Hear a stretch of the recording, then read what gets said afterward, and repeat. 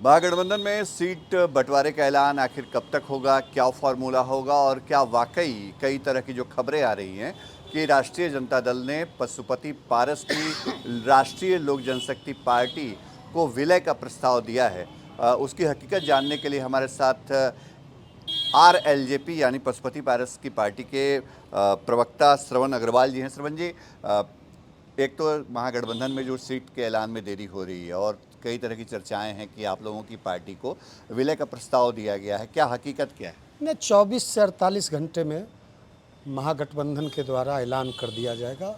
सब चीज़ स्मूथली हो जाएगा, कहीं कोई प्रॉब्लम नहीं है। और हमारी पार्टी की भी बात महागठबंधन से पिछले 6 महीने से चल रही है और महागठबंधन में हम लोग महागठबंधन के साथ लड़ेंगे, यह तो तय है।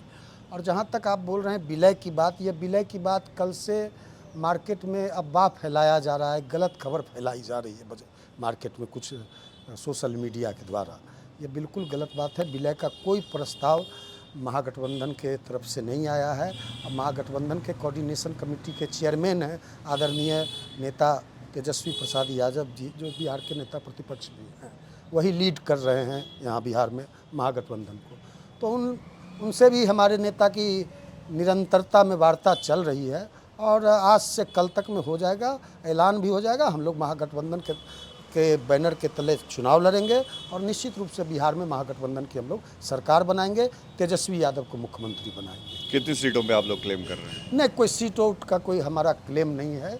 जितनी भी सीट मिलेगी, जो भी हमारे हिस्से में सीट आएगी, उतनी सीट पे हम लड़ेंगे और 243 सीट पर हम पूरा जोर लगाएंगे। कहते हैं ना, 10 का लाठी 1 का बोझ। क्या ये भी कहीं ऑफर है क्या कि आपकी पार्टी के जो प्रमुख नेता हैं वो राष्ट्रीय जनता दल के सिंबल पर लड़ने, सूरजभान सिंह के परिवार से कोई आरजेडी की टिकट से चुनाव लड़ सकता है? चलता है राजनीति में, इस तरह के फॉर्मूले भी चलते हैं और बराबर देखने को भी मिला है। स्वेपिंग का भी फार्मूला चलता है, एक्सचेंज का भी, उम्मीदवारों का भी एक्सचेंज का फार्मूला चलता है।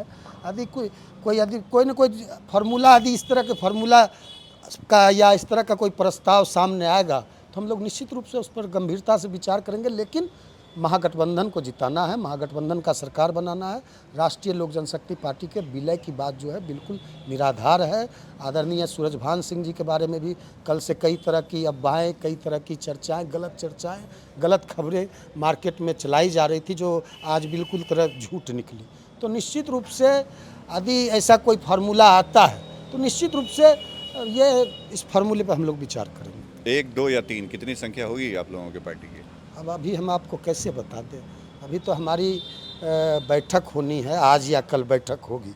आदरणीय नेता प्रतिपक्ष और जो भी महागठबंधन में शामिल पार्टियां हैं, चाहे कांग्रेस पार्टी है, माले है, सीपीआई है, सीपीएम है और मुकेश जी की पार्टी वीआईपी है, सब लोग के साथ हमारी बैठक होगी। निश्चित रूप से जो भी सीट मिलेगा, हम ये नहीं कि हम सीट हारने के लिए और सीट जीतने के लिए, जो भी सीट हम लेंगे जीतकर महागठबंधन की झोली में देंगे। चलिए, हमसे बातचीत करने के लिए शुक्रिया। श्रवण अग्रवाल राष्ट्रीय लोक जनशक्ति पार्टी के प्रवक्ता हैं। इनका दावा है कि जो प्रस्ताव की बात कही जा रही है विलय की, वो तमाम खबरें, अटकलें गलत हैं और जो भी सीट मिलेगी महागठबंधन के अंदर वो लड़ेंगे। सहयोगी कैमरा पर्सन दीपक कुमार के साथ शशि भूषण।